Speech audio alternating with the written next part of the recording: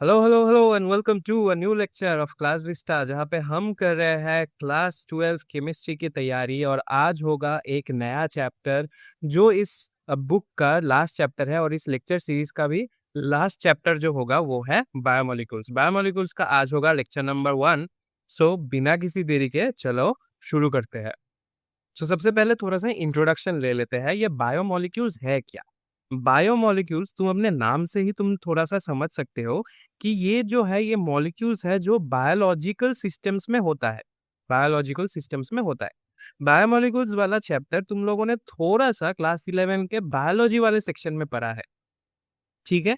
वहां पे हम लोगों का वो जो बायोमोलिक्यूल्स होते हैं जो बायोलॉजिकल सिस्टम्स में प्रेजेंट होते हैं, मैं मतलब क्लास 11 के बारे में बात कर रहा हूँ, बायोलॉजिकल जो पार्ट है उसके बारे में बात कर रहा हूँ। उसमें क्या होता है, वहां पे इस मॉलिक्यूल का इंटरैक्शंस को हम लोग पढ़ते हैं कि ये बॉडी के साथ इंटरैक्ट करके क्या करता है, कैसे करता है। ठीक है, ये सब पढ़ते हैं। लेकिन जो केमिस्ट्री वाला पार्ट है, जो कि ये इस साल वाला पार्ट है, केमिस्ट्री वाले पार्ट में हम लोग इस मॉलिक्यूल्स के बारे में देखेंगे, इस मॉलिक्यूल के स्ट्रक्चर्स के बारे में देखेंगे। पता है हम लोगों को कि ये बायोलॉजिकल सिस्टम्स में यूज होता है, लेकिन इसका स्ट्रक्चर कैसा है, इसका केमिकल रिएक्शंस कैसा है, इसको प्रिपेयर कैसे कर सकते हैं, ये सब हम लोग देखेंगे ये केमिस्ट्री वाले सेक्शन में, जो कि ये वाला लेक्चर होगा। ठीक है। सो इंट्रोडक्शन में मैं सिर्फ यही तुम लोगों को बोलना चाहूंगा कि यहाँ पे बहुत सारा कुछ हम लोगों को पढ़ना है।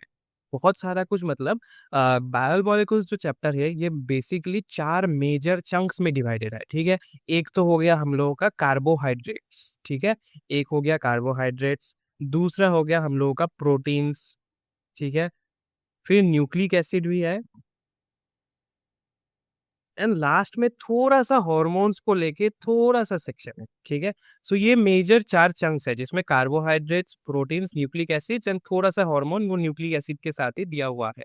एंड प्रोटीन्स के साथ भी थोड़ा सा हार्मोन का लिंकेज है। सबसे बड़ा पार्ट इस चारों में से भी सबसे बड़ा पार्ट है कार्बोहाइड्रेट्स का पार्ट। ठीक है।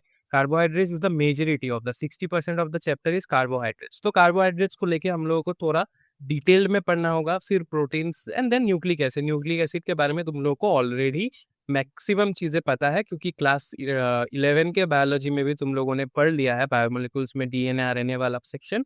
और इस साल जो क्लास 12 में तुम लोग हो और क्लास 12 के जो बायोलॉजी में होता है हेरिडिटी वाला सेक्शन, हेरिडिटी के मतलब एवोल्यूशन के पहले जो 2 चैप्टर्स होते हैं, मॉलिक्यूलर बेसिस ऑफ इनहेरिटेंस वगैरह, इन दोनों में तुम लोगों ने ऑलरेडी न्यूक्लिक एसिड, मैं आशा करता हूँ तुम लोग पढ़ लिया है या फिर तुम लोग पढ़ोगे। ठीक है। कोई बात नहीं, अगर नहीं पढ़ोगे वहां पे मतलब बहुत डिटेल्ड में वहां पे है। ठीक है। या इस सेक्शन में थोड़ा सा हम इसको केमिस्ट्री को फिर भी देखेंगे। ठीक है। सो majority of the section will be carbohydrates. ठीक है।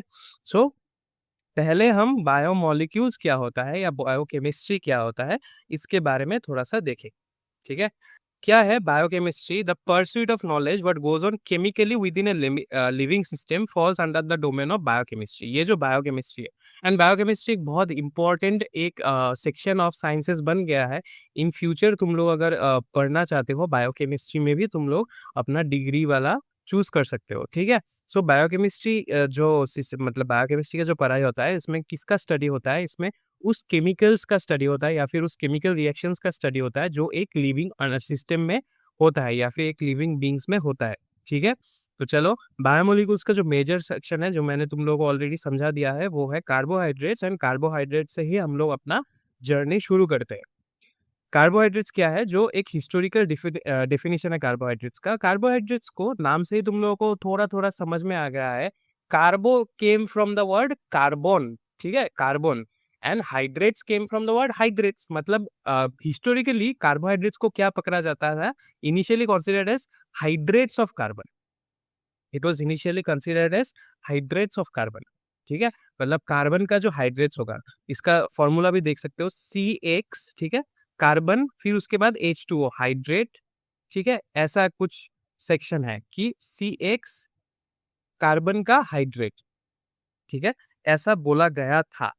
लेकिन इसमें क्या होता है, बहुत सारे कार्बोहाइड्रेट इसमें फॉल करते हैं already. Most of the carbohydrate जो होता है ये इस फॉर्मूला में फॉल करते हैं। जैसे कि ग्लूकोज के बारे में सोच लो, C6H12O6। इसको अगर मैं थोड़ा सा इस फॉर्मूला में लिखना चाहूँ तो ये कैसा होगा, C6H2O ऑल्सो 6 टाइम्स। ठीक है। इस फॉर्मूला में ये फिट कर गया।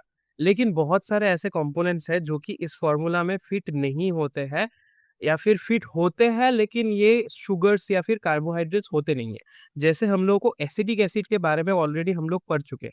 एसिटिक एसिड तुम लोगों को पता है, इथानोइक एसिड जो होता है, CH3COOH। यहाँ पे भी तुम लोग देख सकते हो कार्बन कितना है, C2 है, एंड H कितना है, H है 3 और एक 4। सो मैं H2O, क्योंकि O 2 है, H2O2 लिख सकता हूँ। ये भी इस फॉर्मूला में आ गया ना, CX H2OX या फिर Y, जो भी पकड़ लो, इस फॉर्मूला में वो आ गया, फिट हो गया। मतलब इस फॉर्मूला में ये भी फिट हो रहा है। लेकिन क्या हो रहा है, लेकिन ये तो हम लोगों को पता ही है कि acetic acid is not a carbohydrate, इसके नाम में ही है कि एसिडिक एसिड है। और बहुत सारा ऐसा भी कार्बोहाइड्रेट था जो कि है तो कार्बोहाइड्रेट, लेकिन इस फॉर्मूला में फिट फिट नहीं हो रहा है। ठीक है। सो इसके लिए ये जो हिस्टोरिकल डेफिनेशन है जो कि बोलता है carbohydrates are hydrates of carbon, इसको हम लोग कंसिडर नहीं करते हैं। ठीक है। जैसे और एक एग्जांपल मैं दे सकता हूँ जो कि एनसीईआरटी में है तुम लोगों का, रैमनोस के बारे में। रैमनोस। ठीक है। सॉरी, स्पेलिंग मैंने कर लिया। रैमनोस। रैमनोस इज ए कार्बोहाइड्रेट, वो हम लोग को पता है कि ये कार्बोहाइड्रेट है, लेकिन ये जो है ये इस फॉर्मूला में नहीं गिरता है, क्योंकि रैमनोस का जो फॉर्मूला होता है C6H12O5 होता है। ये already this is a carbohydrate, ये हम लोगों को ऑलरेडी पता है कि दिस इज ए कार्बोहाइड्रेट, लेकिन इसको मैं ये इस फॉर्मूला में के अकॉर्डिंगली मैं नहीं लिख सकता, हाइड्रेट्स ऑफ कार्बन मैं नहीं लिख सकता। इसीलिए जो हिस्टोरिकल डेफिनेशन है इसको हम लोग नहीं बोल सकते अभी भी करेक्ट है या फिर फुल्ली करेक्ट है। इसलिए जो मॉडर्न केमिकल डेफिनेशन है वो क्या दिया हुआ है, carbohydrates are defined as optically active. ठीक है, ऑप्टिकली एक्टिव पॉलीहाइड्रोक्सी एल्डिहाइड्स और कीटोन्स, मतलब एल्डिहाइड्स एंड कीटोन्स है लेकिन उसका पॉलीहाइड्रोक्सी फॉर्म है। और compounds which produce such units as hydrolysis, मतलब इससे बड़ा भी यूनिट्स हो सकता है, लेकिन जो हाइड्रोलाइसिस के बाद उसको पॉलीहाइड्रोक्सी एल्डिहाइड्स एंड कीटोन्स में, मतलब उसको आना पड़ेगा। बिल्डिंग ब्लॉक्स जो होगा, बिल्डिंग ब्लॉक्स जो होगा वो होगा पॉलीहाइड्रोक्सी एल्डिहाइड्स एंड कीटोन्स। इसके ऊपर अभी सब्स्टिट्यूट करके या फिर बड़ा होके, मतलब वो ज्वाइन होके, ठीक है, डाइमराइजेशन, ठीक है, पॉलीमराइजेशन करके वो थोड़ा सा बड़ा हो सकता है, लेकिन उसको हाइड्रोलाइसिस करने के बाद उसका बिल्डिंग ब्लॉक जो होना पड़ेगा वो पॉलीहाइड्रोक्सी एल्डिहाइड्स या फिर पॉलीहाइड्रोक्सी कीटोन्स ही होना पड़ेगा। ठीक है, समझ में आ गया। अभी कार्बोहाइड्रेट्स को और भी थोड़ी तरीके से डिवाइड कर सकते हैं। स्वीट टेस्टिंग कार्बोहाइड्रेट्स को हम लोग क्या बोलते हैं, शुगर्स बोलते हैं। जैसे कि सुक्रोज होता है, हम लोगों के घर में सुक्रोज जो होता है शुगर, ठीक है, वो है। मिल्क में एक शुगर रहता है, उसको हम लोग नाम देते हैं लैक्टोज। ठीक है, कॉमनली जो हम लोग शुगर खाते हैं उसको हम लोग नाम, उसका एक्चुअल केमिकल नाम होता है सुक्रोज। ठीक है, वो तो तुम लोग को मैं आशा करता हूँ पता ही है। कार्बोहाइड्रेट्स ऑल्सो नोन एज सैकेराइड्स, सैकेराइड्स भी बोलते हैं कार्बोहाइड्रेट्स को। सैकेराइड्स क्यों बोलते हैं, क्योंकि जो ग्रीक वर्ड होता है सैकेरॉन, उसका मीनिंग भी होता है शुगर यानी स्वीट टेस्टिंग। ग्रीक वर्ड से ही डिराइव किया है, ग्रीक वर्ड का नाम है सैकेरॉन एंड उससे हम लोगों ने डिराइव किया है सैकेराइड्स, जिसका मीनिंग वो सेम ही है कि स्वीट टेस्टिंग कंपाउंड या फिर शुगर। ठीक है, so carbohydrates are basically sweet tasting compounds, not all of them but most of them are. ठीक है, not all of them are sweet tasting वैसे। ठीक है, स्वीट टेस्टिंग वाले को हम लोग शुगर्स बोलते हैं। चलो, नेक्स्ट क्लासिफिकेशन ऑफ कार्बोहाइड्रेट्स। अभी कार्बोहाइड्रेट्स को बहुत तरीके से हम लोग क्लासिफाई कर सकते हैं। पहला जो हम लोग देखेंगे वो होगा बेस्ड ऑन हाइड्रोलाइसिस, मतलब हाइड्रोलाइसिस करने के बाद वो क्या देता है, कितना कंपोनेंट्स देता है। ठीक है, देना पड़ेगा उसको पॉलीहाइड्रोक्सी एल्डिहाइड्स या फिर पॉलीहाइड्रोक्सी कीटोन्स। ठीक है, यहाँ से हम लोगों ने ऑलरेडी ये वाला सीख लिया है, लेकिन कितना यूनिट्स देगा उसके ऊपर डिपेंड करके हम लोग क्लासिफाई कर सकते हैं कार्बोहाइड्रेट्स को। जैसे कि किस चीज में क्लासिफाई कर सकते हैं, मोनोसैकेराइड्स, ओलिगोसैकेराइड्स एंड पॉलीसैकेराइड्स। एक एक करके पढ़ेंगे। मोनोसैकेराइड्स पहले देख लेते हैं। मोनोसैकेराइड्स में क्या दिया हुआ है, मोनोसैकेराइड्स है carbohydrates that can not be hydrolysed further, मतलब उसका ऑलरेडी सिंपलेस्ट यूनिट्स में वो प्रेजेंट है, उसको हाइड्रोलाइसिस करने के बाद कोई कंपोनेंट्स नहीं निकलेगा, क्योंकि वो ऑलरेडी सबसे बेसिक कंपोनेंट में है, वो ऑलरेडी अपने सबसे बेसिक पॉलीहाइड्रोक्सी कीटोन या फिर पॉलीहाइड्रोक्सी एल्डिहाइड फॉर्म में है। ठीक है, सो उसको हम लोग हाइड्रोलाइसिस नहीं कर सकते हैं। इसको इसके लिए इसको नाम देते हैं हम लोग मोनोसैकेराइड्स। ठीक है, कितना है monosaccharides, there are 20 naturally occurring monosaccharides, मतलब बना सकते तो हम बहुत सारा, लेकिन नेचुरली ऑकरिंग सिर्फ 20 ही है। ठीक है, अबाउट 20। थोड़ा आसपास में। एग्जाम्पल्स कौन सा है, ग्लूकोज है, फ्रुक्टोज है, राइबोस है। ग्लूकोज एंड फ्रुक्टोज का वैसे जो केमिकल फॉर्मूला होता है वो सेम ही होता है, याद रखना, ठीक है। ग्लूकोज है, फ्रुक्टोज है, राइबोस है, दीज आर ऑल एग्जाम्पल्स जो कि तुम लोगों के एनसीईआरटी में है। उसके बाद क्या कौन सा हम लोग पढ़ेंगे, ओलिगोसैकेराइड्स। ओलिगोसैकेराइड्स के बारे में क्या लिखा है, carbohydrates that yield 2 to 10 monosaccharides, ठीक है। मतलब एक बहुत बड़ा कार्बोहाइड्रेट्स है जिसको हम लोग हाइड्रोलाइसिस करने के बाद 2, 3, 4, 5, 6, 7, 8 या 9 या 10 यूनिट्स तक अगर देता है तो उसको हम लोग नाम देते हैं ओलिगोसैकेराइड्स। 2 देने से भी ओलिगोसैकेराइड्स, 3 देने से भी ओलिगोसैकेराइड्स बोल के हम लोग बोल सकते हैं, ठीक है। फिर उसको 2-3 के हिसाब से अलग अलग नाम दिया जाता है, लेकिन they all fall into oligosaccharides के कैटेगरी। 2 to 10 जो जितना मोनोसैकेराइड्स अगर वो देता है, 2 to 10 अगर कंपोनेंट्स देता है, ठीक है। Further they are classified as disaccharides. 2 देने से डाइसैकेराइड्स, 3 देने से ट्राइसैकेराइड्स, ठीक है, 4 देने से टेट्रासैकेराइड्स, ऐसे ऐसे करके सब हम लोग उसको नाम कर सकते हैं। लेकिन 2 to 10 में एक ब्रॉडली क्लासिफाई कर देते हैं कि वो ओलिगोसैकेराइड्स में पड़ता है, ठीक है। एग्जाम्पल क्या है, सुक्रोज, जो हम लोग शुगर, जो हम लोग चीनी खाते हैं उसको हम लोग बोलते हैं सुक्रोज।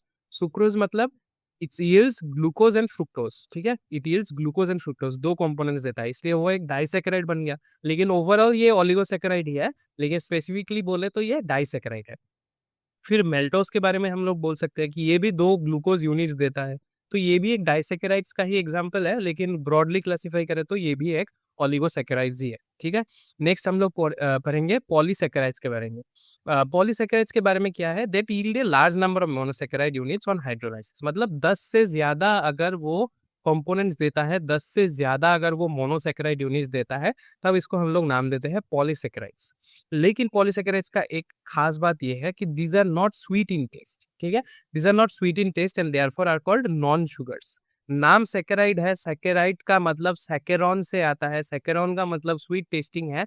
लेकिन यहाँ पे polysaccharides are not sweet in taste, इसलिए इसको हम लोग नाम भी दे सकते हैं नॉन शुगर, ठीक है। नॉन शुगर नाम देते हैं। एग्जाम्पल्स कौन सा है, स्टार्च है, ठीक है। स्टार्च जो हम लोगों के खाने में मिलता है या फिर मतलब प्लांट से डिराइव होता है। सेलुलोज, ठीक है, प्लांट्स का ही एक पार्ट है। ग्लाइकोजन प्लांट्स का पार्ट है। गम्स जो होता है, ठीक है, रबर वबर जो जिससे बनता है, that is also a part of polysaccharides, ठीक है। दीज आर ऑल कार्बोहाइड्रेट्स, लेकिन these are not sweet in taste, these are not sugars, these are non sugars, ठीक है। याद रहेगा, इस एग्जाम्पल सबको याद कर लेना, this examples are very important. उन लोगों के 1 मार्क्स वाले क्वेश्चंस में ये सब पूछ सकता है, ठीक है। चलो नेक्स्ट जो क्लासिफिकेशन होगा वो है बेस्ड ऑन रिड्यूसिंग शुगर, ठीक है।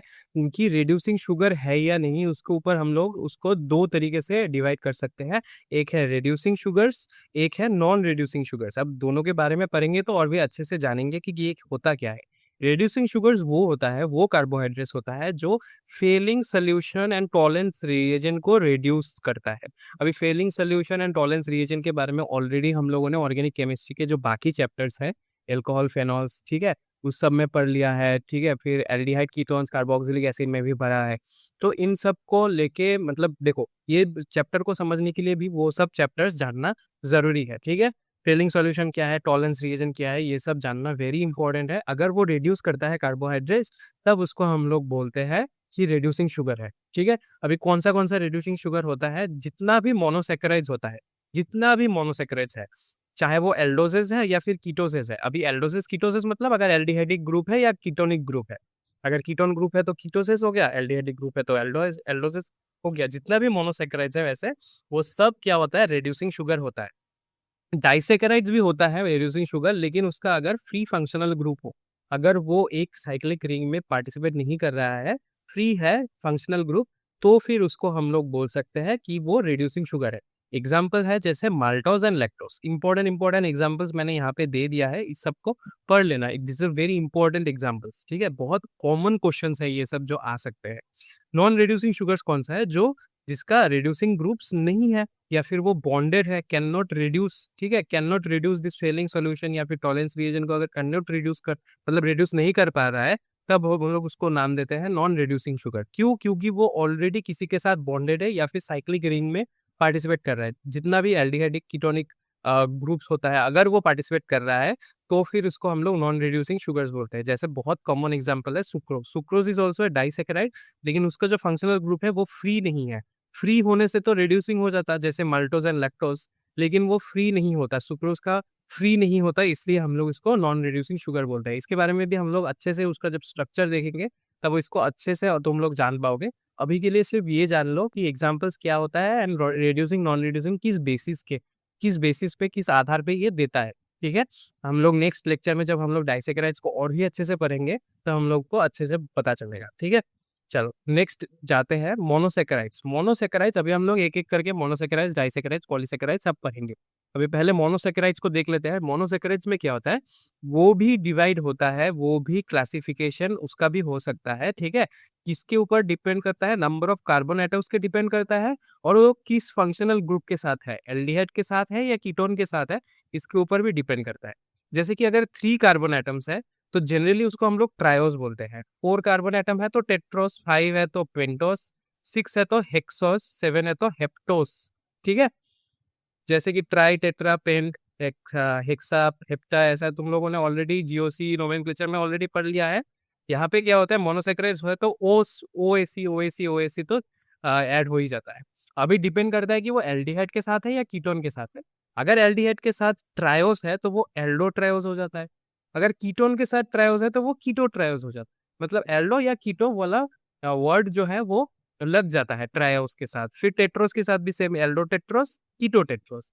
पेंटोस के साथ भी सेम, एल्डो पेंटोस या कीटो पेंटोस। हेक्सोस के साथ भी aldo hexose, keto hexose, and heptose के साथ aldo heptose and keto heptose. Easy है, सिंपल है, तुम लोगों ने ऑलरेडी जीओसी में ये सब तो कर ही लिया है। यहाँ पे सिर्फ 2 नया टर्म सीख रहे हो। ओएसी जो है वो लास्ट में ऐड होता है, प्राइमरी सफिक्स में एंड सेकेंडरी सफिक्स में। एल्डिहाइड एंड कीटोन के ऊपर बेसिस करके एल्डो या कीटो ऐड हो जाता है। ठीक है, नेक्स्ट हम लोग देखेंगे एक मोनोसेकेराइड के ऊपर हम लोग थोड़ा सा उसको अच्छे से पढ़ेंगे, जो कि होता है ग्लूकोज। ग्लूकोज क्या होता है, ग्लूकोज होता है एक एल्डोहेक्सोस। एल्डोहेक्सोस मतलब इसमें क्या है, इसमें है एक एल्डिहाइडिक ग्रुप। पहले तो ये वाला चीज समझ लो कि इसमें एक एल्डिहाइडिक ग्रुप। हेक्सोस है मतलब 6 कार्बन है, 6 कार्बन है। ठीक है, इसका और एक नाम है, इसका और एक नाम है डेक्सट्रोज। जैसे तब जब तुम लोग लैब में कुछ काम करने जाओगे, जब लैब में तुम लोगों को ग्लूकोज चाहिए होगा, मोस्ट ऑफ द टाइम्स जो ग्लूकोज का, जो प्योर ग्लूकोज का जो तुम लोगों को वो कंटेनर मिलेगा उसमें डेक्सट्रोज ही लिखा हुआ रहेगा, ग्लूकोज नहीं लिखा रहा होगा। ठीक है, so dextrose is also the name of glucose. It is a monomer for a large carbohydrates like starch and cellulose. जो स्टार्च एंड सेलुलोज बनता है वो भी ग्लूकोज से ही बनता है, ग्लूकोज वाला कंपोनेंट से ही बनता है, मोनोमर। ठीक है, मोनोमर मतलब बहुत सारा मोनोमर्स ऐड होके एक पॉलीमर बनता है, बहुत बड़ा कंपोनेंट बनता है, बहुत बड़ा एक मॉलिक्यूल्स बनता है, जिसको फिर से तुम अगर हाइड्रोलाइसिस कर दो तो तुम्हें ये वाला कंपोनेंट ही मिल जाएगा, ग्लूकोज। ठीक है, ग्लूकोज वाला मोनोसेकेराइड तुम लोगों को मिल जाएगा या फिर मोनोमर मिल जाएगा। मोनोमर जो टर्म है वो पॉलीमर या पॉलीमराइजेशन के साथ थोड़ा सा रिलेटेड है। सो ऐसा मान लो कि ये एक बहुत छोटा कंपोनेंट है, जो बहुत ही छोटा एक चीज है, जिसको हम लोग बहुत बार अगर अटैच कर देंगे तो एक बड़ा चीज बन जाएगा, जैसे स्टार्च या सेलुलोज। ठीक है, समझ आ गया। चलो इसका अभी प्रिपरेशन देखते हैं, ग्लूकोज को प्रिपेयर कैसे करते हैं। तो दो तरीके से हम लोग प्रिपेयर कर सकते हैं। एक तो है फ्रॉम सुक्रोज यानी केन शुगर। केन शुगर मतलब जो शुगर केन होता है, गन्ने का जूस। ठीक है, गन्ने का जूस को हम लोग उसको, उससे भी हम लोग मतलब ग्लूकोज मिल सकता है। कैसे मिल सकता है, बॉइलिंग सुक्रोज मतलब गन्ने का जूस विथ डाइल्यूट HCl। ठीक है, डाइल्यूट कोई एसिड, HCl या फिर H2SO4। ठीक है, HCl या फिर H2SO4, नाइट्रिक एसिड नहीं देंगे, नाइट्रिक एसिड बहुत ही स्ट्रॉन्ग हो जाता है। HCl, H2SO4 थोड़ा सा डाइल्यूट करके हम लोग अगर देते हैं इन एन एल्कोहलिक सोल्यूशन। ठीक है, मतलब किसी एल्कोहल के साथ भी देना पड़ेगा। ठीक है, HCl, H2SO4 in alcoholic solution produces equal amounts of glucose and fructose. मतलब ग्लूकोज भी देगा, फ्रुक्टोज भी देगा। अभी सुक्रोज का क्या होता है, सुक्रोज का जो केमिकल फॉर्मूला होता है वो होता है C12H22O11। ठीक है, C12H22O11, इसके साथ H2O रहेगा, क्योंकि सॉल्यूशन डाइल्यूट करना पड़ेगा, डाइल्यूट HCl मतलब H2O है। ठीक है, एंड एसिड के साथ H पॉजिटिव के साथ क्या बन देगा, C6H12O6 एंड C6H12O6 मतलब ग्लूकोज एंड फ्रुक्टोज।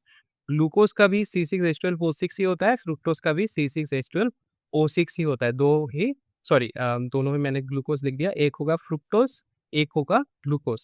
ठीक है, अभी नेक्स्ट कौन सा है, एक कॉमर्शियल वे भी है जिसमें क्या यूज होता है, स्टार्च यूज होता है। Starch is very readily available. ठीक है, और बहुत ही कम दाम में मिल जाता है, इसलिए कॉमर्शियली हम लोग ये यूज करते हैं। कॉमर्शियली क्या करते हैं, इसको हाइड्रोलाइसिस करते हैं। कैसे? By boiling it with dilute H2SO4 at 393 kelvin. ठीक है, बॉयल करता है 393 केल्विन, मतलब 100 डिग्री सेंटीग्रेड में, अंडर प्रेशर, थोड़ा सा प्रेशर देने के बाद ही ये होता है। ठीक है, तो कैसा होता है, स्टार्च और स्टार्च या फिर सेलुलोज, जिसका भी बारे में बात कर लो, दोनों से ही बन सकता है। स्टार्च को कैसे, स्टार्च का फॉर्मूला होता है C6H10O5 N number of times, मतलब कितना बड़ा है। ठीक है, तो इसलिए एन नंबर ऑफ टाइम्स, हम लोगों को पता नहीं कितना बड़ा है। सो this is nothing but starch. ठीक है, स्टार्च को जब हम लोग हाइड्रोलाइसिस करते हैं, मतलब एन नंबर ऑफ H2O के साथ ही हम लोगों को करना पड़ेगा, जितना स्टार्च मॉलिक्यूल्स है उतना ही वाटर मॉलिक्यूल्स भी देना पड़ेगा। एंड इसको किसी एसिड के साथ बॉयल करना पड़ता है, मतलब H पॉजिटिव है। ठीक है, 393 केल्विन है, 2 to 3 ATM है, मतलब प्रेशर है ना, तो 2 to 3 ATM, नॉर्मल से थोड़ा ज्यादा दे देता हूँ। 2 to 3 ATM में क्या दे देता है, ये ग्लूकोज दे देता है। कितना ग्लूकोज देगा?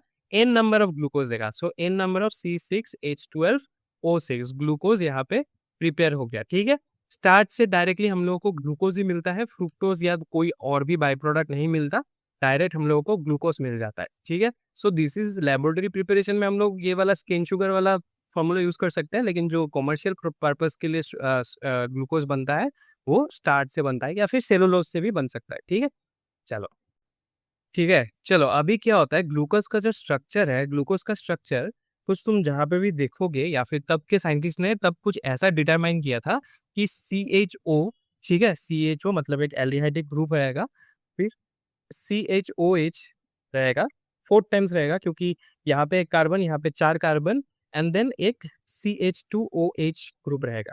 ठीक है, हाइड्रोक्सिल ग्रुप भी रहेगा। फिर इसको लेके ही हम लोगों ने बोल दिया है कि, मतलब तब के साइंटिस्ट लोगों ने बोल दिया था कि ये ही ग्लूकोज का स्ट्रक्चर है। ठीक है, ऐसा होगा ग्लूकोज का स्ट्रक्चर। इसको और भी अच्छे से मैं, इस 4 टाइम्स जो है, इसको मैं और भी अच्छे से बाद में तुम लोगों को लिखा के दिखाऊंगा, लेकिन ऐसा ही, मतलब एक कॉन्डेंस फॉर्म में दे दिया था कि this is the structure of glucose. ठीक है, this is the structure of glucose. And इस स्ट्रक्चर ऑफ ग्लूकोज के लिए भी बहुत सारा एविडेंस है। ठीक है, बहुत सारा एविडेंस कुछ कुछ है, जो ये जो स्ट्रेट चेन जो स्ट्रक्चर है ग्लूकोज का, या फिर ये जो थियोरेटिकल स्ट्रक्चर है ग्लूकोज का, इसको प्रूफ करते हैं। तो जो जो प्रूफ्स है, जो जो मतलब हम लोगों का एविडेंसेस है, वो सबको हम लोगों को पढ़ना है, और बहुत सारा केमिकल रिएक्शंस है इसके साथ, जो तुम लोगों को पढ़ना है। ठीक है, देखो क्या होता है, एविडेंस फॉर ओपन स्ट्रक्चर। पहला एविडेंस तो ये हो गया कि वो C6H12O6 है। ठीक है, C6H12O6 है, तो 6 कार्बन है, ये तो पहला ही एविडेंस हो गया। ठीक है, फिर नेक्स्ट जो इंपॉर्टेंट एविडेंसेस है, वहां से यहाँ से शुरू होता है कि जब हम लोग उसको प्रोलॉन्ग हीटिंग करते हैं, मतलब ग्लूकोज बोल के जो कंपाउंड होता है, उसको जब हम लोग प्रोलॉन्ग हीटिंग करते हैं HI के साथ, हाइड्रोजन आयोडाइड के साथ, तो वो एन हेक्सेन करता है, proving all 6 carbon are in straight chain. ये जो स्ट्रेट चेन स्ट्रक्चर है, ये पहले ही प्रूव हो जाता है HI के साथ हीट करने के बाद। कुछ ऐसा होता है, जो हम लोगों का ग्लूकोज का स्ट्रक्चर है, CHOH 4 टाइम्स एंड CH2OH, इसको जब मैं हीट करूंगा, HI के साथ हीट करूंगा, तब एन हेक्सेन देगा, मतलब CH3 CH2 CH2 CH2 CH2 CH3, कुछ ऐसा स्ट्रक्चर देगा। This is known as n hexane. अब एन हेक्सेन दे रहा है, मतलब जब हीट करने के बाद एन हेक्सेन दे रहा है, मतलब ये स्ट्रेट लाइन स्ट्रक्चर ही बन जाएगा। तो ये ऐसा स्ट्रेट लाइन स्ट्रक्चर बन सकता है, तो ये पहला रिएक्शन हो गया। सेकेंड रिएक्शन क्या दिया कि हाइड्रोक्सिल अमाइन के साथ वो ऑक्साइम फॉर्म करता है, और हाइड्रोजन साइनाइड मतलब HCN के साथ वो साइनोहाइड्रिन फॉर्म करता है। मतलब एक कार्बोनाइल ग्रुप तो होगा ही। ठीक है, एक कार्बोनाइल ग्रुप होगा, मतलब एल्डिहाइडिक या कीटोनिक ग्रुप होगा, जिसको वो मतलब रिप्लेस कर सकता है। ठीक है, सो रिएक्शन देखेंगे, CHO, फिर CHOH 4 टाइम्स, फिर CH2OH। जब ये हाइड्रोक्सिल अमाइन के साथ करेगा, NH2OH के साथ करेगा, तब ये एक ऑक्साइम फॉर्म करेगा, मतलब ऐसा CH डबल बॉन्ड NOH, ये ऑक्साइम ग्रुप होता है। ठीक है, फिर CHOH 4 टाइम्स एंड CH2OH। यहाँ पे मैंने CHO को एल्डिहाइडिक ग्रुप रख रहा हूँ, कार्बोनाइल ग्रुप रख रहा हूँ, तो मतलब ऐसा अगर मेरा थ्योरी कॉन्फर्म है, मतलब तब के साइंटिस्ट का थ्योरी कॉन्फर्म था कि CHO ग्रुप है, तब भी ना ये ऑक्साइम फॉर्म होगा। ठीक है, और एक रिएक्शन क्या है, सेम CHO CHOH 4 टाइम्स, मतलब ग्लूकोज में लिख रहा हूँ, मेरा थियोरिटिकल ग्लूकोज का स्ट्रक्चर इसको जब मैं हाइड्रोजन साइनाइड HCN के साथ रिएक्ट करता हूँ तब वो साइनोहाइड्रिन देता है। साइनोहाइड्रिन मतलब CH, फिर यहाँ पे एक CN, यहाँ पे एक OH, फिर CHOH 4 times and then CH2OH। ठीक है, ऐसा कुछ बनेगा स्ट्रक्चर। तो मतलब इससे क्या प्रूव हो रहा है, जो एल्डिहाइडिक ग्रुप है, मतलब ऐसा एल्डिहाइडिक ग्रुप जो मेरा थ्योरेटिकल एल्डिहाइडिक ग्रुप है वो एक्चुअली में प्रेजेंट होना पड़ेगा, वरना ये ऑक्साइम वाला स्ट्रक्चर और ये साइनोहाइड्रिन वाला स्ट्रक्चर कैसे फॉर्म होगा? तब तो नहीं होगा। अगर नहीं होगा तो मतलब ये एल्डिहाइडिक ग्रुप नहीं होगा तो कार्बोनिलिक ग्रुप नहीं होगा तो, ठीक है। सो ऐसे ही करके और भी एविडेंस है, ठीक है। फिर नेक्स्ट जो रिएक्शन होगा वो देखो, कार्बोनिल ग्रुप, तो इस रिएक्शन से तो मैं ये प्रूव हो गया कि ये कार्बोनिल ग्रुप तो प्रेजेंट है। अब ये कार्बोनिल ग्रुप एल्डिहाइडिक हो सकता है, कीटोनिक हो सकता है, कौन सा होगा? तो इसके लिए क्या देगा, नेक्स्ट रिएक्शन क्या है कि mild oxidation with bromine water देता है एक 6 कार्बन का कार्बोक्सिलिक एसिड जो कि ग्लूकोनिक एसिड होता है। तो ग्लूकोनिक एसिड मतलब बन रहा है जो माइल्ड ऑक्सीडेशन के बाद ही, मतलब वो एल्डिहाइड होगा ही। जो तुम लोगों ने वो एल्डिहाइड कीटोन वाला चैप्टर में तुम लोगों को पता ही होगा कि ये रिएक्शन सिर्फ एल्डिहाइड ही देता है। CHO CHOH 4 times and CH2OH, इसके साथ जब ब्रोमीन वाटर होगा, Br2 वाटर, तब ये COOH देगा। ठीक है, COOH देगा। This is not the property of ketones, this is the property of aldehydes. क्योंकि एल्डिहाइड्स ये दे सकता है, इसलिए हम लोग कंफर्म कर सकते हैं कि यहाँ पे एल्डिहाइडिक ग्रुप ही होता है, कार्बोनिल ग्रुप या ही कीटोनिक ग्रुप। ठीक है, तो वो एल्डो एल्डोहेक्सोस हम लोगों ने बोला था ना, जिन aldohexose, this is not a ketohexose. ठीक है, चलो फिर नेक्स्ट क्या था कि acetylation with acetic anhydride gives glucose penta acetate. तो this confirms the presence of separate OH groups. ठीक है, जो 4 सेपरेट OH ग्रुप्स, देखो यहाँ पे एक और यहाँ पे 4, ये जो OH ग्रुप्स है इसका प्रेजेंस कैसे हम लोग कंफर्म कर सकते हैं? क्योंकि ग्लूकोज पेंटा एसिडेट बन जाता है। 5 एसिडेट कैसे बनेगा? 5 एसिडेट सिर्फ तभी बनेगा अगर 5 OH ग्रुप होगा। तो 5 OH ग्रुप को कंफर्म कैसे करेंगे? CHOH, ये 4 टाइम्स है यहाँ पे OH, और नीचे में जो CH2OH के साथ है यहाँ पे 5 है। इसके साथ अगर मैं एसिटिक एनहाइड्रेट दे देता हूँ, एसिटिक एनहाइड्रेट दे देता हूँ, तब ऊपर तो CHO कुछ भी मतलब चेंज नहीं होगा। यहाँ पे क्या चेंज होगा? CHO,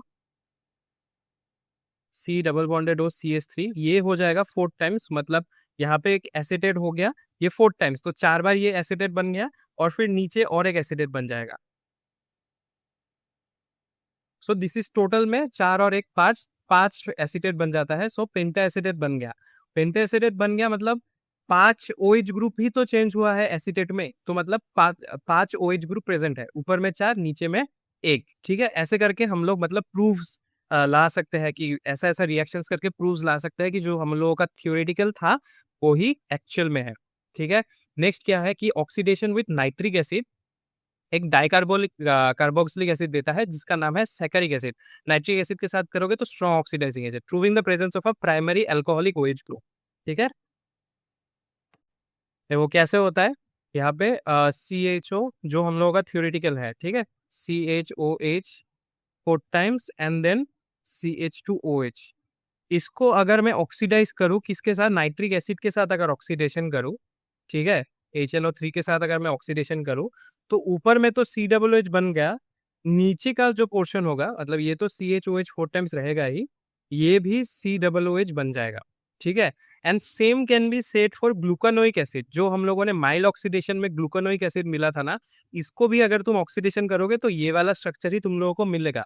ठीक है, सो इससे क्या प्रूव हो रहा है कि ग्लूकोनिक एसिड भी अगर मैं उसको डबल ऑक्सीडेशन करूँ तो इस तरह का अगर ऑक्सीडेशन मतलब इस तरह का स्ट्रक्चर मिल रहा है डाई कार्बोक्सिलिक एसिड का, जहाँ पे 2 कार्बोक्सिलिक एसिड का ग्रुप है, तो इसका प्रूफ मतलब ये है कि ऊपर वाला तो एल्डिहाइड होगा क्योंकि वो तो ब्रोमीन वाटर के साथ ही रिएक्ट कर गया, लेकिन स्ट्रॉन्ग ऑक्सीडाइजिंग एजेंट के साथ ये वाला भी रिएक्ट कर गया, मतलब ये फ्री अल्कोहलिक ग्रुप होगा। ठीक है, ये फ्री अल्कोहलिक ग्रुप होगा, 1 डिग्री अल्कोहलिक ग्रुप होगा। सो इसी के साथ ये वाला जो स्ट्रक्चर हो गया ये तो कंफर्म हो गया। अभी इसका भी ओरिएंटेशन वगैरह हम लोग बहुत सारा कुछ सीखेंगे। कैसे सीखेंगे कि ग्लूकोज का जो एक्चुअल में नाम होता है वो होता है डी या प्लस ग्लूकोज। ठीक है, वह D denotes the configuration relative to glyceraldehyde and plus denotes dextro rotatory nature. ठीक है, D and D and L, और एक भी तरह का ग्लूकोज होता है जो एल ग्लूकोज होता है या फिर एल स्ट्रक्चर होता है किसी किसी चीज का, but most of the time जो ग्लूकोज होता है वो डी प्लस ग्लूकोज होता है। प्लस और माइनस से हम लोग ये समझते हैं कि प्लस होगा तो डेक्स्ट्रो रोटेटरी होगा, माइनस होगा तो लेवियो रोटेटरी होगा। ठीक है, डी का मतलब सिर्फ कॉन्फ़िगरेशन है रिलेटिव टू ग्लिसरॉल्डिहाइड। ठीक है, रिलेटिव टू ग्लिसरॉल्डिहाइड के साथ जो हम लोगों का होता है, मतलब ग्लिसरॉल्डिहाइड पोर्शन के साथ जो ओरिएंटेशन होता है OH एंड H का, उसके ऊपर बेस करके डी या एल स्ट्रक्चर होता है। सो नॉर्मली जो डी पॉजिटिव ग्लूकोज होता है या डी प्लस ग्लूकोज होता है वो कुछ ऐसा होता है CHO। ठीक है, फिर यहाँ पे टोटल हम लोगों के पास 4 कार्बन है, फिर लास्ट में एक और कार्बन है। सो 4 कार्बन को मैं ऐसे दिखा देता हूँ, 1 2 3 4, एंड लास्ट में जाके मेरे पास होता है, थोड़ा सा इसको छोटा कर लेता हूँ, हाँ, लास्ट में जाके मेरे पास होता है CH2OH। अभी 4 कार्बन के साथ H ग्रुप है और OH ग्रुप है। इन दोनों ग्रुप को कैसे हम लोग किस ओरिएंटेशन में लिखेंगे, देखो, पहले वाला H फिर OH, नेक्स्ट वाला OH फिर H, फिर पहले वाला ही रिपीट HOH, और फिर पहले वाला ही repeat HOH। So this is our D positive glucose, this is our D positive glucose, this. ठीक है, this is our D positive glucose. समझ में आ गया?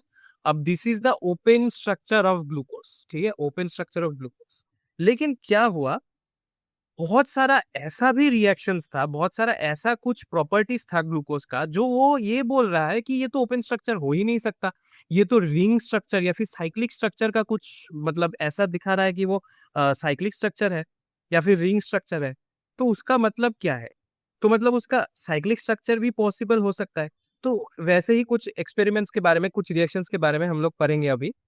सबसे पहले ही है, देखो, कि जो ग्लूकोज होता है वो शिफ्ट स्टेज नहीं दे सकता है, और ना ही वो NaHSO3 के साथ रिएक्ट करता है, NaHCO3। ठीक है, ये NaHSO3 के साथ रिएक्ट नहीं करता है। तो अगर वो NaHSO3 के साथ रिएक्ट नहीं करता, शिफ्ट स्टेज के साथ रिएक्ट नहीं करता, मतलब उसके पास कोई फ्री एल्डिहाइड ग्रुप तो नहीं है। अभी एल्डिहाइड ग्रुप तो ये कंफर्म हो गया, लेकिन मेरा जो स्ट्रक्चर था उसमें तो ये एल्डिहाइड ग्रुप भी फ्री ही था। तो ये तो शिफ्ट स्टेज देना चाहिए या फिर एटलीस्ट NaHSO3 के साथ रिएक्ट करना चाहिए, लेकिन ये नहीं कर रहा है। नेक्स्ट क्या बोल रहा है कि ये 6 member cyclic hemiacetal ring भी बना सकता है OH के साथ C5 में। अभी वो कैसा होता है मैं तुम लोगों को अच्छे से समझाऊंगा। एंड ये और एक चीज यहाँ पे समझ लो, फिर स्ट्रक्चर से हम लोग और भी अच्छे से उसको एक्सप्लेन करेंगे कि इसका 2 क्रिस्टलाइन एनोमेरिक फॉर्म्स होता है, alpha form and beta form.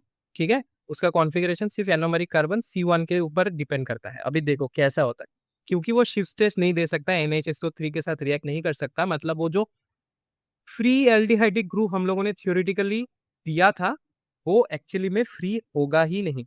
तो कैसा होगा, तो वो कैसा होगा, जो डी ग्लूकोज होगा ना, ठीक है, डी पॉजिटिव ग्लूकोज होगा। सपोज मैं ये एक बार फिर से ड्रॉ करता हूँ। ठीक है, फिर मेरे पास है सी, यहाँ पे OH, यहाँ पे H, यहाँ पे OH, यहाँ पे H, फिर यहाँ पे H, यहाँ पे OH, फिर यहाँ पे H, यहाँ पे OH एंड यहाँ पे CH2OH, ऐसा कुछ था। ये क्या करेगा, ये जो हाइड्रोजन है, ठीक है, मतलब ये जो OH ग्रुप है, ये क्या करेगा, इसके साथ एक रिंग फॉर्मेशन बना लेगा एंड ये कुछ ऐसा नजर आएगा। ठीक है, HCOH, फिर CH, sorry sorry, HOH, OH,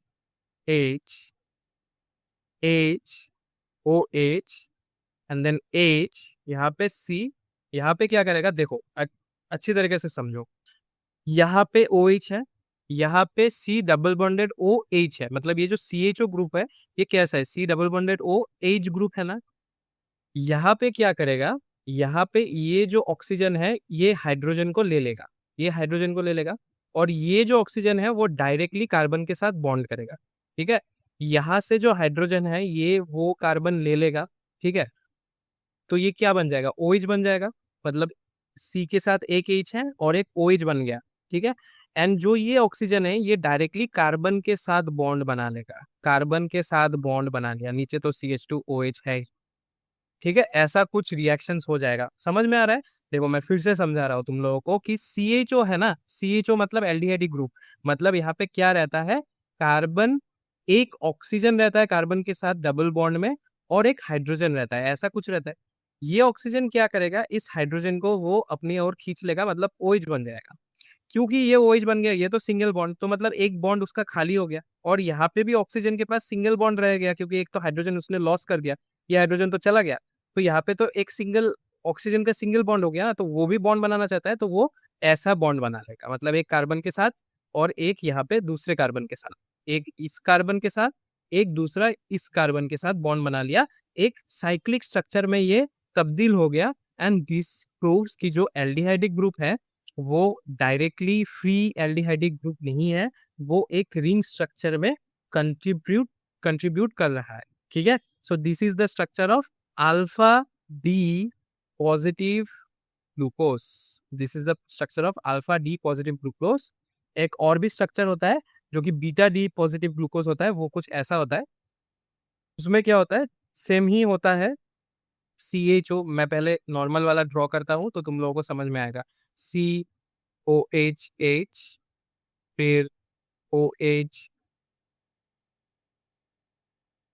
H, OH and OH, फिर CH2OH, ठीक है।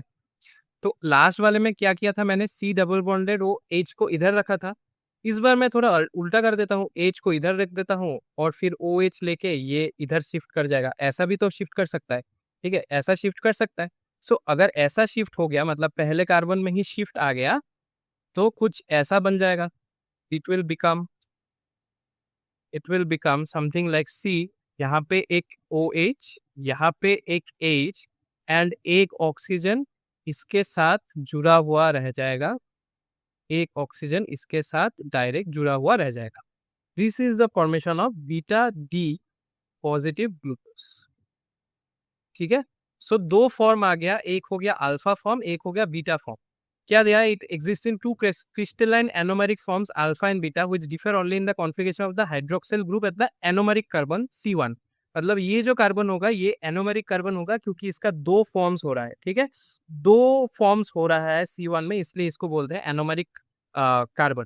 अगर OH left sorry right side में होगा, अगर OH right side of the carbon में होगा तब उसको हम लोग नाम देंगे अल्फा, अगर वो लेफ्ट साइड में होगा तब उसको नाम देंगे हम लोग बीटा। समझ में आ रहा है, ठीक है, समझ में आ रहा है। चलो अभी क्या होता है, ये जो स्ट्रक्चर है बीटा डी ग्लूकोज या फिर अल्फा डी ग्लूकोज ही बोल लो, इसको अगर मैं थोड़ा सा साइक्लिक रिंग की तरह से ड्रॉ करने की कोशिश करूं, मतलब क्या करूंगा, हर कार्बन एंड कार्बन बॉन्ड को एक बार करके बेंड कर दूंगा, मतलब ये जो बॉन्ड है इसको अगर मैं बेंड कर देता हूँ ऐसे करके, फिर इसका और इस कार्बन का जो बॉन्ड है इसको मैं बेंड कर देता हूँ, ऐसे करके हम लोग दो स्ट्रक्चर के तौर पे लिख सकते हैं। सपोज मैं अगर अल्फा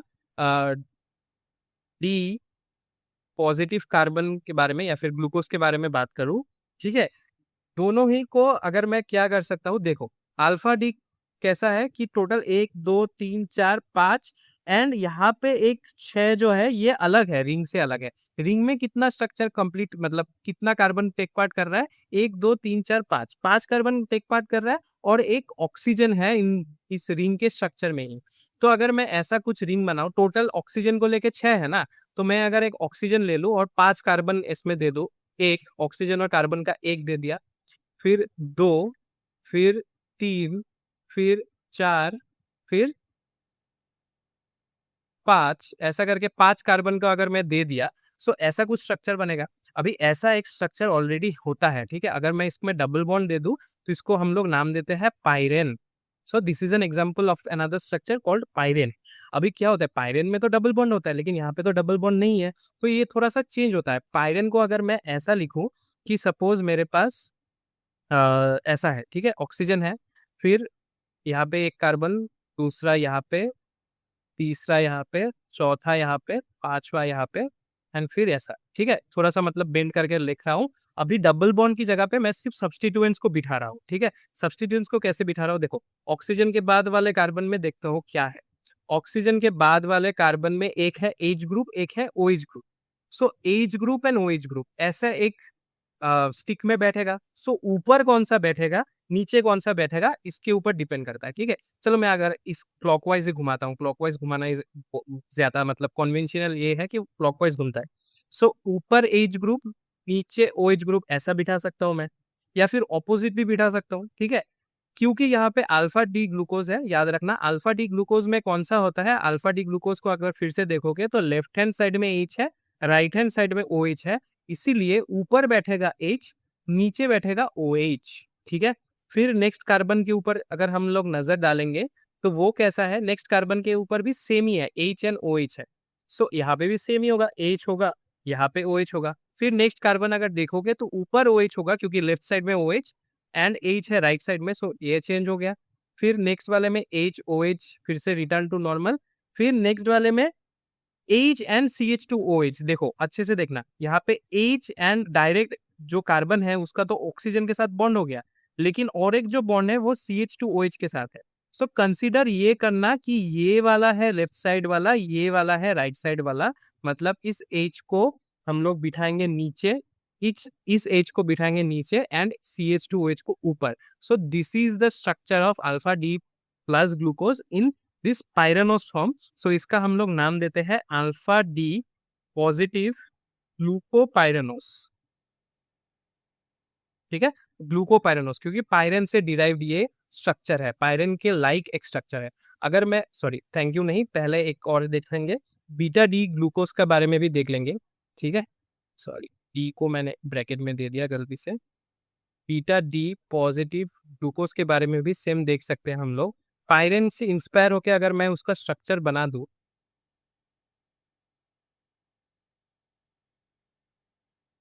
फिर से ऑक्सीजन एक कार्बन यहाँ पे, दूसरा कार्बन यहाँ पे, तीसरा कार्बन यहाँ पे, चौथा कार्बन यहाँ पे, पांचवा कार्बन यहाँ पे, ठीक है, ऐसा हो गया। फिर मैं इसका स्टिक्स बना देता हूँ एंड स्टिक्स के ऊपर बैठाना है। अभी देखो बीटा कार्बन में, बीटा डी ग्लूकोज में क्या होता है, HO is in the left hand side, फिर H। तो ऐसा ही करके हम लोग उसको HO को पहले यहाँ पे बिठाएंगे, फिर H, फिर उसका चेंज हो जाता है HOH, फिर उसका चेंज होके OH आ जाता है, फिर HOH आ जाता है, अब अगेन H एंड यहाँ पे CH2OH होगा। So this is our beta D positive glucopyranose, pyranose, ठीक है। ऐसे करके हम लोगों का दो साइक्लिक स्ट्रक्चर्स भी हम लोग देख सकते हैं, मतलब पायरेन से डिराइव जो साइक्लिक स्ट्रक्चर्स है उसको भी हम लोग प्रूफ कर सकते हैं, ठीक है। यहाँ पे इंपॉर्टेंट कौन सा है, ये तो स्ट्रक्चर्स वगैरह बनाना तुम लोगों का बहुत ही इंपॉर्टेंट है, लेकिन जो एविडेंस वगैरह है ना, एविडेंस वगैरह भी तुम लोगों को बहुत इंपॉर्टेंट होगा, ठीक है। ओ यहाँ पे C5 के बारे में जो मैंने बोला था, हेमी एसिटल रिंग क्यों होता है, क्योंकि यहाँ पे जो कार्बन होता है 1 2 3 4 5 नंबर वाला जो कार्बन होता है, ये वाला कार्बन, ठीक है। यहाँ पे इसको अगर मैं 1 पकड़ू, 2 3 4 एंड फिफ्थ, फिफ्थ जो कार्बन होता है, फिफ्थ कार्बन का जो डायरेक्टली OH जो ग्रुप होता है वो OH ग्रुप नहीं रहता, उसका रिंग स्ट्रक्चर में कंट्रीब्यूट हो जाता है। समझ में आया ना, that is why it is called hemiacetal ring या फिर पायरानो स्ट्रक्चर, ठीक है। पायरानो स्ट्रक्चर भी हम लोग देख लिया है, हम लोगों ने पायरानो स्ट्रक्चर भी बना लिया है।